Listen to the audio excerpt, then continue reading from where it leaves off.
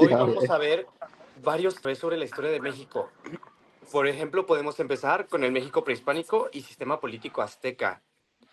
Antes de la llegada de los españoles, el territorio que hoy es México estaba habitado por civilizaciones complejas, entre ellas los mexicas, más conocidos como aztecas. Desarrollaron uno de los sistemas políticos más sólidos y centralizados de Mesoamérica. ¿Cómo es que funcionaba este sistema? ¿Y qué lo hacía tan poderoso? Hoy uno de ¿Todo nuestros bien, pa? expertos lo explica. Hola, buenas tardes. Yo soy la socióloga e historiadora Lupita Hernández. El sistema político azteca era una teocracia militar. Esto significa que el poder estaba concentrado en una figura religiosa y militar, el güey Tlatoani o gran gobernante. Este líder era elegido por un consejo de nobles, pero una vez en el cargo ejercía el control absoluto sobre la guerra, la economía, la justicia y la religión. Ok, pero los mexicas no solo eran guerreros. Su estructura social incluía escuelas, tributos, incluso organización urbana. Exactamente. Tenían dos tipos de escuelas. El Calmecac para hijos de nobles, donde se enseñaban religión, astronomía y escritura, y el Tepocali para los hijos del pueblo, donde se preparaban para que la educación ya era parte de una visión de Estado organizada, algo fundamental para su cohesión. Pero este sistema, basado en la expansión militar y la recaudación de tributos, también generaba tensiones con otros pueblos. Sí, y esas tensiones serían la clave en la caída del imperio. Muchos grupos oprimidos por los aztecas salieron con los españoles en la conquista, porque veían en ellos una oportunidad de librarse del dominio mexicano. Así, aunque poderoso, el sistema azteca estaba sostenido por una red de alianzas forzadas. Su caída marcó el inicio de un nuevo orden en el continente. Con esto cerramos el inicio de un nuevo México. Podemos continuar con el bloque 2, que es el virreinato y sistema colonial español. El sistema colonial español fue tras la caída del Imperio Azteca en 1521. Comenzó un nuevo periodo en la historia de México, el virreinato de la Nueva España bajo dominio español. Se impulsó un sistema político, económico y social que transformó por completo a los pueblos originarios. ¿Cómo funcionaba esta nueva estructura de poder? Por favor. Hola, yo soy José Galindo, historiador especializado en la colonia. El virreinato fue una institución del Imperio Español que organizó sus colonias en América. En el caso de la Nueva España, el rey de España gobernaba desde Europa, pero delegaba su autoridad al virrey, quien actuaba como máxima figura política en el territorio. El virrey era nombrado directamente por la corona y tenía funciones ejecutivas, judiciales y militares. Este sistema estaba diseñado para asegurar el control directo desde Europa, ¿es cierto? Así es, el virreinato mantenía el poder concentrado en la mesa peninsular. Las instituciones coloniales como la Real Audiencia, y el Cabildo. El virreinato mantenía el poder concentrado en la nobleza peninsular.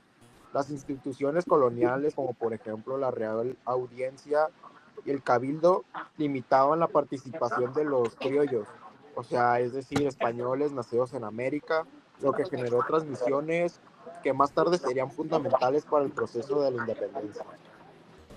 En lo económico, la colonia fue explotada intensamente.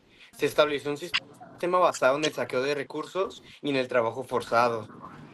Exactamente, la encomienda, y el repartimiento fueron formas de explotación del trabajo indígena. Aunque los indígenas debían ser protegidos, en la práctica fueron sometidos a condiciones de servidumbre. Además se impuso una economía minera con centros como Zacatecas y Guanajuato, cuya su riqueza beneficiaba principalmente a la corona española. Una transformación cultural profunda, impulsada por la evangelización, ¿es cierto? Sí, la Iglesia Católica también fue clave. No solo impulsó la religión cristiana, sino que también fundó escuelas y hospitales y también misiones. Sin embargo, esta evangelización fue parte de un proceso de dominación donde se intentó eliminar las creencias y saberes indígenas. En resumen, me estás diciendo que el sistema colonial español creó una sociedad jerarquizada, una estructura que con el tiempo provocaría resistencias internas. Inclusive, podemos continuar con la crisis del orden social y el proceso de independencia. A finales del siglo XVIII y principios del siglo XIX, el sistema colonial comenzó a mostrar señales de desgaste. Las ideas ilustradas, las reformas borbónicas y las desigualdades sociales encendieron la mecha del descontento. Por favor. Hola, soy Oscar, soy el politólogo especializado en movimientos sociales. Las reformas borbónicas buscaban aumentar el control de la corona sobre sus colonias, limitando el poder de los criollos. Además, nuevas ideas de libertad, igualdad y soberanía llegaban desde Europa y Estados Unidos. En este contexto, la invasión napoleónica a España en 1808 generó un vacío de poder que cuestionó la legitimidad del dominio español. Ese vacío creo que fue aprovechado por grupos criollos y populares para iniciar un movimiento independista, ¿no? Así es, en 1810 el cura Miguel Hidalgo lanzó el Grito de Dolores. Aunque su levantamiento fue sofocado, marcó el inicio de una larga guerra de independencia, que duró más de una década y pasó por distintas etapas con liberales como Morelos, Guerrero y Iturbide. Ok, el proceso fue complejo, violento y contradictorio, pero en 1821, con la firma del Plan de Iguala y los tratados de Córdoba, México logró formalmente su independencia. Basándonos en esto, veamos qué desafíos enfrentó México el postindependiente. Con la independencia consumada, nacía un nuevo país. Sin embargo, construir un Estado soberano fue una tarea difícil. El México independiente enfrentó crisis políticas, económicas y sociales. Por favor. Hola, yo soy Grecia Vázquez, analista de procesos de construcción estatal. No había un modelo claro de gobierno. Se debatía entre monarquía y república, federalismo y centralismo. La economía estaba devastada. No existía una administración pública organizada. Además, el ejército, que había sido clave en la independencia, ahora tenía un poder político excesivo. Creo que la falta de estabilidad hizo que los gobiernos fueran más efímeros. El país tuvo más de 50 presidentes en solo unas décadas. La fragmentación del poder generó golpes de Estado, conflictos regionales y debilidad ante amenazas externas. La pérdida de Texas en 1836 y la guerra contra Estados Unidos en 1847 son reflejos de esa fragilidad institucional. Debido a esto, veamos los conflictos. Estos conllevaban guerras, conservadores y liberales.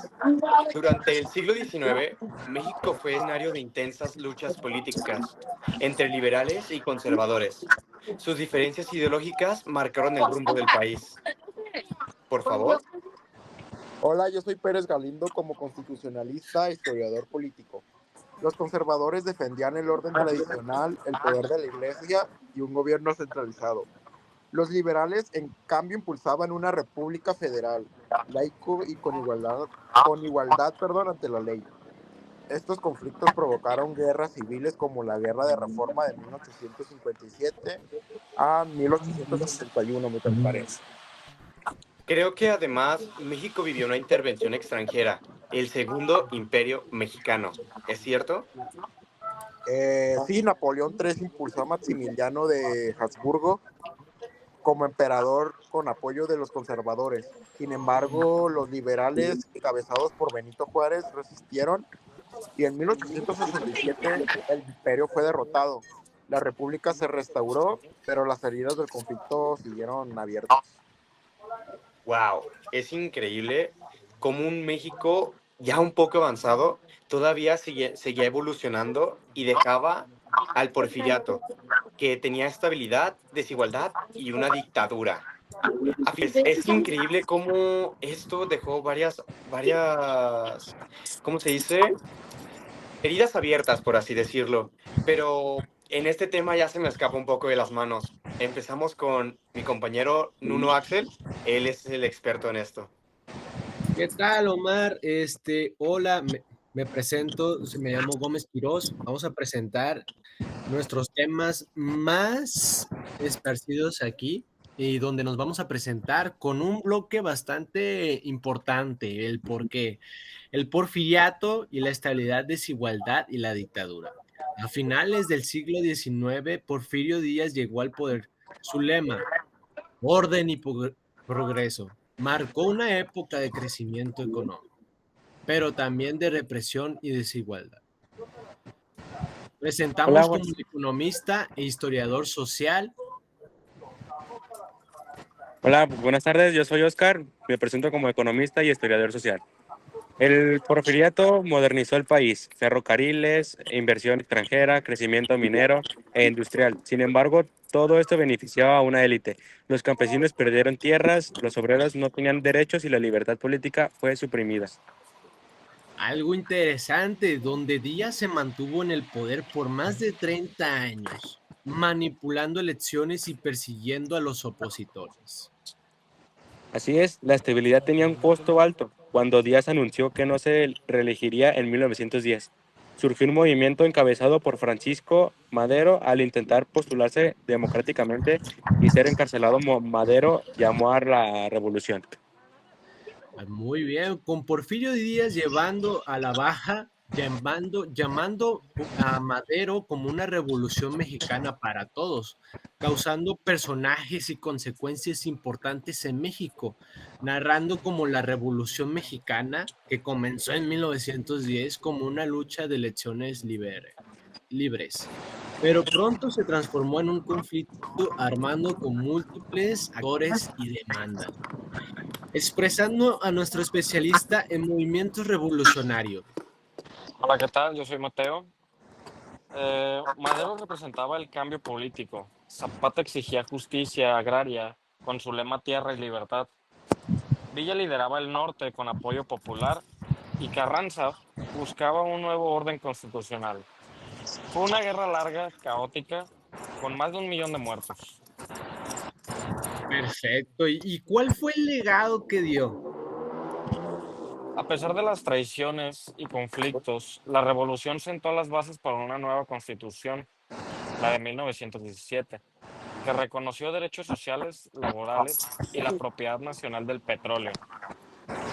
Pasando una revolución así a pasando una Corte, corte. revolución y sentar las bases de la Constitución mexicana actual, reconociendo a Venustiano Carranza y la Constitución de 1917, en medio de un caos revolucionario, Venustiano Carranza impulsó un Congreso Constituyente en Querétaro. El resultado fue una constitución avanzada para su época, presentando como la jurística e historiadora constitucional a... Hola, yo soy Guadalupe Victoria. Vengo a hablarles sobre la Constitución de 1917 que estableció garantías individuales, educación laica, jornada laboral de 8 horas, derecho a huelga, reparto agrario y nacionalización de recursos. Fue un documento clave en la historia moderna de México. Como dijo nuestra historiadora, Carranza fue asesinado, pero poco después, y el país no alcanzaba la estabilidad. Así es, y aunque la Constitución era progresista, su aplicación fue lenta y desigual. Los caudillos seguían luchando por el poder. El camino hacia un Estado fuerte continuaría en las siguientes décadas. Así, logrando el maximato y el cardenismo de poder y legitimidad. Tras el asesinato de Obregón en 1928, Plutarco Elías se convirtió en el jefe máximo de la revolución. Durante el maximato, gobernó indirectamente a través de presidentes y títeres, presentando como analista del sistema político actual mexicano. Hola, yo soy José Pérez, como analista del sistema político mexicano. El Maximato mostró que el poder real no siempre estaba en la presidencia formal, pero también preparó el camino para la institucionalización del sistema político. En 1929 se fundó el PNR, antecesor del PRI, para evitar más conflictos entre caudillos. Llegando como el Lázaro Cárdenas, quien rompió con calles y gobernó con una visión social. Cárdenas nacionalizó el petróleo en 1938, impulsó la reforma agraria, fortaleció la educación pública y también dio poder a los sindicatos. Con él el Estado ganó legitimidad ante el pueblo. Fue una etapa clave para consolidar el régimen post-revolucionario. No te preocupes, llevando la poder de legitimidad de 1938 hasta el presente, donde la democracia y elecciones y desafíos actuales presenta un gran parte del siglo XX. México fue gobernado por un solo partido en esa época de 1994. El país vivió una profunda sacudida al lanzamiento de EZLN, la crisis económica y el asesinato de Luis Donaldo Colosio. La legitimidad del sistema estaba en juego. Presentando como politólogo contemporáneo a... Hola, ¿qué tal? Buenas tardes. Yo soy Iván. El PRI había concentrado el poder por décadas, pero la sociedad exigía elecciones limpias, justicia social y alternancia política, perdón. Eh, en el 2000, por primera vez, otro partido ganó la presidencia, el PAN, con Vicente Fox. ¿Eso significó el fin de los problemas? No del todo, aunque hubo avances democráticos, también persistieron la corrupción, la desigualdad y la violencia. En el 2018, Andrés Manuel López Obrador ganó con un discurso de cambio profundo, marcando una nueva etapa política. Sin embargo, los desafíos actuales, como la inseguridad, la polarización y la falta de instituciones sólidas, siguen siendo enormes. Llevando a México un largo recorrido para el camino. De la conquista al presente, la lucha por la soberanía y la democracia ha sido constante. El reto ahora es construir un justo y más libre México, participativo para todos. Llevando como todo un tema y presentando a nuestros expertos actuales, queremos reconocer y avanzar hacia un México futuro, llevando una democracia y expresando nuestro voz y voto para... Pues estamos con Alejandro García. Yo soy, como lo dijo mi compañero, un ciudadano crítico analista. Y la verdad es que, compañeros, hoy hemos recorrido un largo camino a través de la historia de México, desde la grandeza de las civilizaciones prehispánicas hasta la lucha por la democracia y la soberanía en la actualidad. Hemos visto cómo nuestro país ha enfrentado desafíos, transformaciones profundas que han moldeado su identidad y su futuro. La caída del Imperio Azteca y la conquista española marcaron el inicio de una nueva era en México. La lucha por la independencia liderada por héroes como Miguel Hidalgo y José María Morelos nos enseñó la importancia de la libertad y la justicia. La Revolución Mexicana, con sus líderes como Emiliano Zapata y Pancho Villa, sentó las bases para una nueva constitución y un Estado más justo. Pero la historia de México no es solo una serie de eventos y fechas. Es una historia de personas, de comunidades, de culturas y de luchas. Es una historia que nos enseña sobre la importancia de la participación ciudadana, la democracia y la justicia social. En la actualidad, México enfrenta desafíos como la corrupción, la desigualdad y la violencia. Sin embargo, también hay razones para ser optimistas. La transición a la democracia, la alternancia política y la participación ciudadana son pasos importantes hacia un futuro más justo y próspero. Como jóvenes, tenemos papeles fundamentales que jugar en la construcción de ese futuro.